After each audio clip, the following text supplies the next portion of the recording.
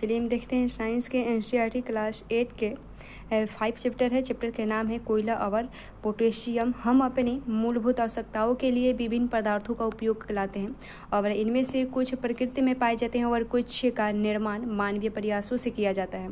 क्रियाकलाप देखिए, अपने दैनिक जीवन में उपयोग में लाए जाने वाले पदार्थों की सूची बनाइए और उनका प्राकृतिक तथा मानव निर्मित वर्गों में वर्गीकरण कीजिए। और क्या इन सूची में वायु, जल, मृदा और खनिज सम्मिलित है? क्योंकि ये सभी प्रकृति के द्वारा उपलब्ध कराए जाते हैं, ये प्राकृतिक संसाधन कहलाते हैं। वो जो कहता है क्या हम अपने सभी प्राकृतिक संसाधनों का निरंतर उपयोग कर सकते हैं? क्या वायु, जल और मृदा मानवीय क्रियाकलापों द्वारा समाप्त हो सकता है? जल के बारे में आपका क्लास 7 में पढ़ चुके हैं। और क्या जल एक असीमित संसाधन है? प्रकृति में विभिन्न संसाधनों की उपलब्धता की दृष्टि से प्राकृतिक संसाधनों को व्यापक रूप से 2 वर्गों में बांटा जा सकता है। अक्षय प्राकृतिक संसाधन, ये संसाधन प्रकृति में असीमित मात्रा में उपस्थित है और मानवीय क्रियाकलापों से समाप्त होने वाले नहीं। उदाहरण से सूर्य का प्रकाश और वायु है। और उसके समाप्त होने वाले प्राकृतिक संसाधन, प्रकृति में इन स्रोतों का मात्रा सीमित है और ये मानवीय क्रियाकलापों द्वारा समाप्त हो सकते हैं। इन संसाधनों के उदाहरण है वन्य जीव, खनिज, कोयला, पोटेशियम, प्राकृतिक गैस इत्यादि। क्रियाकलाप देखें, कुछ पात्र लीजिए और इन्हें पॉपकॉर्न, मूंगफली और भुने हुए चने, टॉफियों से भरिए और विद्यार्थियों को 7 के समूहों में बांट दीजिए। और अब इन समूहों को 2, 3 और 1, 2 और 4 विद्यार्थियों वाले उपसमूहों में बांट दीजिए और उन्हें क्रमशः पहली, दूसरी और तीसरी पीढ़ी के रूप में चिन्हित कीजिए। और ये उपसमूह उपभोक्ताओं को निरूपित करते हैं। जनसंख्या में वृद्धि के साथ साथ दूसरी और तीसरी पीढ़ी के उपभोक्ताओं की संख्या अधिक है। प्रत्येक समूह के लिए मेज पर एक पूरा भरा पात्र रख दीजिए और प्रत्येक समूह के पहली पीढ़ी के उपभोक्ता से कहिए कि वे अपने समूह के पात्र से वस्तुओं का उपयोग करें। और अब प्रत्येक समूह की दूसरी पीढ़ी को भी वैसा ही करने के लिए कहिए। विद्यार्थी से कहिए कि वे प्रत्येक पात्र में वस्तुओं की उपलब्धता को ध्यान से देखें और यदि पात्रों में कुछ शेष बचा हो तो प्रत्येक समूह की तीसरी पीढ़ी को उसका उपयोग करने के लिए कहिए। और अब अंतिम रूप में देखिए कि तीसरी पीढ़ी के सभी उपभोक्ताओं को खाने हेतु कुछ मिला है या नहीं। और यह सभी देखिए कि क्या पात्रों में अब भी कुछ शेष बचा है। मान लीजिए कि पात्रों के खाद्य पदार्थ कोयले, पोटेशियम या प्राकृतिक गैस जैसे समाप्त होने वाले प्राकृतिक संसाधनों की प्रदर्शित करते हैं। प्रत्येक समूह का उपयोग प्रतिरूप भिन्न हो सकता है। क्या किसी समूह की पहली पीढ़ी बहुत अधिक लालची हो सकता है कि कुछ समूहों में पहली पीढ़ी आने वाली पीढ़ी के लिए प्राकृतिक संसाधनों की उपलब्धता के विषय में चिंतित हो। इस अध्याय में हम कोयले, पोटेशियम और प्राकृतिक गैसों जैसे कुछ समाप्त होने वाली प्राकृतिक संसाधनों के विषय में अध्ययन करेंगे। इनका निर्माण सजीव प्राणियों के मृत अवशेष यानी जीवाश्मों से होता है और अतः इन्हें जीवाश्मीय ईंधन कहते हैं। कोयला देखें तो आपने कोयला देखा होगा और इसके बारे में सुना होगा। यह पत्थर जैसा कठोर और काले रंग का होता है।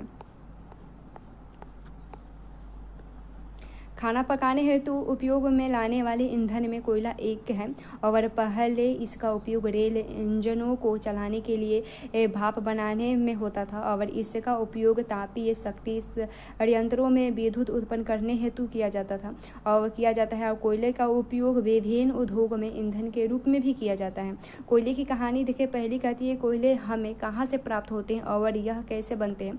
लगभग 300 मिलियन वर्ष पूर्व पृथ्वी पर निचले जलीय क्षेत्रों में घने वन थे और बाढ़ जैसे प्राकृतिक प्रक्रमों के कारण ये वन मृदा के नीचे दब गए और उनके ऊपर अधिक मृदा जम जाने के कारण वे संपीड़ित हो गए और जैसे जैसे वे गहरे होते गए उनका ताप भी बढ़ता गया।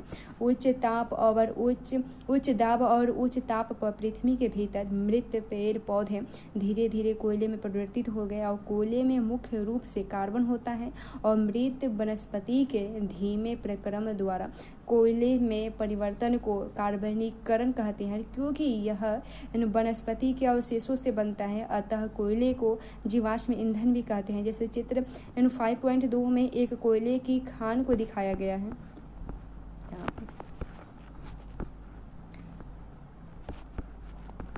वायु में गर्म करने पर कोयला जलता है और मुख्य रूप से कार्बन डाइऑक्साइड गैस उत्पन्न करता है। उद्योग में कोयले के प्रक्रम द्वारा कुछ उपयोगी उत्पाद प्राप्त किए जाते हैं, जैसे कोक, कोल तार और कोयला गैस। कोक को देखें तो यह एक कठोर सरंध्र और काला पदार्थ है। यह कार्बन का लगभग शुद्ध रूप है। कोक का उपयोग इस्पात के औद्योगिक निर्माण और बहुत से धातु के निष्कर्षण में किया जाता है। कोलतार क्या है? कोयले का ही रूप है। कोलतार क्या है? तो यह एक अप्रिय गंध वाला काला गाढ़ा द्रव्य होता है। यह लगभग 200 पदार्थों का मिश्रण होता है और कोलतार में प्राप्त उत्पादों का उपयोग प्रारंभिक पदार्थों के रूप में दैनिक जीवन में काम आने वाले विभिन्न पदार्थों के औद्योगिक निर्माण में तथा उद्योग जैसे संश्लेषित रंग, औषधि, विस्फोटक, सुगंध, प्लास्टिक, पेंट, फोटोग्राफिक सामग्री, छत निर्माण सामग्री आदि में होता है। और रोचक तथ्य है कि मौत और अन्य कीटों को भगाने हेतु उपयोग में लाई जाने वाली नेफ्थलीन की गोलियों भी कोलतार से प्राप्त होते हैं।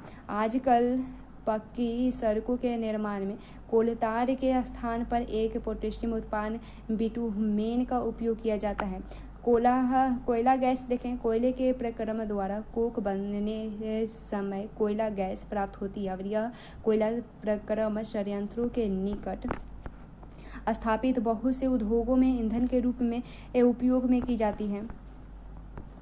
कुछ तथ्य है। लंदन में 1810 में तथा न्यूयॉर्क में 1820 के आसपास कोयला गैस का उपयोग प्रथम बार सड़कों पर रोशनी के लिए किया गया था। आजकल इसका उपयोग रोशनी के बजाय ऊष्मा के स्रोत के रूप में किया जाता है। पोटेशियम देखें। आप जानते हैं कि ईंधन के रूप में पेट्रोल का उपयोग हल्के स्वचालित वाहनों, गैस जैसे मोटरसाइकिल, स्कूटरों और कारों में होता है। भारी मोटर वाहनों जैसे ट्रकों और ट्रैक्टरों को चलाने के लिए डीजल काम आता है। ये ईंधन प्राकृतिक स्रोत से प्राप्त होते हैं, जिसे पोटेशियम कहते हैं। क्या आप जानते हैं कि पोटेशियम कैसे बनता है? पोटेशियम का निर्माण समुद्र में रहने वाले जीवों से हुआ है। जब ये जीव मृत हुए, उनके शरीर समुद्र के पेंदे में जाकर जम गए और फिर रेत तथा मिट्टी की तहों द्वारा ढक गए। लाखों वर्षों में वायु की अनुपस्थिति, उच्च ताप और उच्च दाब में मृत जीवों की पोटेशियम और प्राकृतिक गैस में परिवर्तित कर दिया गया। और चित्र जैसे 5.4 देखिए और जो पोटेशियम और प्राकृतिक गैसों के भंडारणों को दर्शाता है। आप देख सकते हैं कि पोटेशियम तेल और गैस की परत जल की परत के ऊपर है। क्योंकि ऐसा क्यों है? और याद करिए कि तेल और गैस जल से हल्के होते हैं। तेल और गैस जल से हल्के होते हैं और इसमें मिश्रित नहीं होते हैं। विश्व का पहला तेल का कुआं पेनसिल्वेनिया, अमेरिका में 1859 में प्रवेधित ड्रिल किया गया था और 8 वर्ष बाद 1867 में असम के कोम नामक स्थान पर तेल का पता चला। और भारत में तेल असम, गुजरात, बम्बई हाई और गोदावरी तथा कृष्णा नदियों के बेसिन में पाया जाता है। पोटेशियम का परिष्करण देखें। पोटेशियम का परिष्करण देखें तो पोटेशियम गहरे रंग का तेलीय द्रव है। इसकी गंध अप्रिय होती है और यह विभिन्न संगठनों जैसे पोटेशियम गैस, पेट्रोल, डीजल, स्नेहक तेल, पैराफिन, मोम आदि का मिश्रण होता है। पोटेशियम के विभिन्न संघटकों या प्रभाजों को पृथक करने का प्रकरण परिष्करण कहलाता है। यह कार्य पोटेशियम परिष्करणी में संपादित किया जाता है। पोटेशियम के विभिन्न संघटन और उनके उपयोग सारणी 5.1 में दिया गया है। पोटेशियम के विभिन्न संघटन और उनके उपयोग देखें। पोटेशियम के संघटन द्रव रूप में पोटेशियम गैस घरों और उद्योग के ईंधन के रूप में होता है। पेट्रोल का मोटर ईंधन, वैमानिक ईंधन, शुष्क धुलाई के लिए विलायक है और मिट्टी का तेल स्टॉप लैंप और जेट वाहन के लिए ईंधन है। और डीजल भारी मोटर वाहनों और विद्युत जनरेटरों के लिए ईंधन है। और स्नेहक तेल स्नेहन है और स्नेहन के लिए होता है। और पैराफिन मोम मरहम, मोमबत्ती, वैसलीन इत्यादि के लिए होता है। और बिटुमेन पेंट एवं सड़क निर्माण में होता है इसका उपयोग। पोटेशियम और प्राकृतिक गैस से अनेक उपयोगी पदार्थ प्राप्त किए जाते हैं। इन्हें पेट्रोल रसायन कहते हैं। इनका उपयोग अपमार्जक रेशे यानी पॉलिएस्टर, नायलॉन, एक्रिलेट इत्यादि, पॉलीथीन और अन्य मानव निर्मित प्लास्टिक आदि के उद्योगों निर्माण में किया जाता है। प्राकृतिक गैस से प्राप्त हाइड्रोजन गैस का उपयोग उर्वरकों यानी यूरिया के उत्पादन हेतु किया जाता है। आपने बहुत अधिक व्यावसायिक महत्व के कारण पेट्रोलियम को काला सोना भी कहते हैं। प्राकृतिक गैस देखें, प्राकृतिक गैस एक बहुत महत्वपूर्ण जीवाश्म ईंधन है क्योंकि इसका परिवहन पाइपों द्वारा सरलता पूर्वक हो जाता है। प्राकृतिक गैस को उच्च दाब पर संपीड़ित प्राकृतिक गैस के रूप में भंडारित किया जाता है और सीएनजी का उपयोग ऊर्जा उत्पादन हेतु किया जाता है। अब उसका उपयोग परिवहन वाहनों में ईंधन के रूप में किया जा सकता है क्योंकि यह कम प्रदूषणकारी है और यह एक स्वच्छ ईंधन है। सीएनजी का अधिक लाभ यह है कि इससे घरों और कारखानों में सीधा जलाया जा सकता है और यहाँ इसकी आपूर्ति पाइपों के माध्यम से किया जा सकता है। पेट्रोलियम के विभिन्न संगठन और उनका उपयोग देखें तो अभी पाइपलाइनों का ऐसा जाल बड़ोदरा यानी गुजरात, दिल्ली के कुछ भागों और अन्य स्थानों पर उपलब्ध है और प्राकृतिक गैसों का उपयोग प्रारंभिक पदार्थ के रूप में बहुत से रसायनों और उर्वरकों के उद्योग निर्माण में किया जाता है। भारत में प्राकृतिक गैस के विशाल भंडार है और हमारे देश में प्राकृतिक गैस त्रिपुरा, राजस्थान, महाराष्ट्र और कृष्णा गोदावरी डेल्टा में पाई जाती है। बुझो कहता है क्या प्रयोगशाला में मृत जीवों से कोयला, पेट्रोलियम और प्राकृतिक गैस बनाई जा सकती है? पहली कहती है नहीं, इनका बनना एक बहुत धीमा प्रक्रम है और इनके बनने की परिस्थितियां प्रयोगशाला में उत्पन्न नहीं की जा सकती। कुछ प्राकृतिक संसाधन सीमित है। देखें, आपने इस अध्याय के आरंभ में पढ़ा है कि कुछ प्राकृतिक संसाधन जैसे जीवाश्म ईंधन, वन्य खनिज आदि समाप्त होने वाले हैं, वापस होते रहे हैं। और क्या आप जानते हैं कि कोयला और पोटेशियम जीवाश्म ईंधन है? मृत जीवों के ईंधन में परिवर्तन के लिए लाखों वर्ष का समय लग जाता है। दूसरी ओर इनके ज्ञात भंडार कुछ 100 वर्ष और चलने वाले हैं। इसके अतिरिक्त इन ईंधनों का जलन वायु प्रदूषण का प्रमुख कारण है।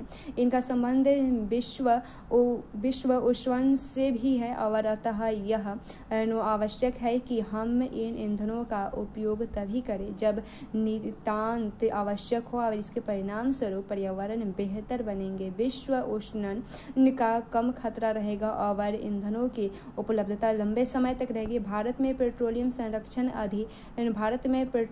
संरक्षण अनुसंधान समिति PCRA लोगों को सलाह देती है कि गाड़ी चलाते समय किस प्रकार पेट्रोल यानी डीजल बचाए और उनके गुण हैं। जहाँ तक संभव हो गाड़ी समान और मध्य गति से चलाइए। यातायात लाइटों पर अथवा जहाँ आपको प्रतीक्षा करनी हो गाड़ी का इंजन बंद कर दीजिए और टायरों का दाब सही रखिए और गाड़ी का नियमित रखरखाव सुनिश्चित कीजिए। प्रमुख शब्द है कोयला गैस, कोलतार, कोक, जीवाश्म ईंधन, प्राकृतिक गैस, पोटेशियम परिष्करणी है।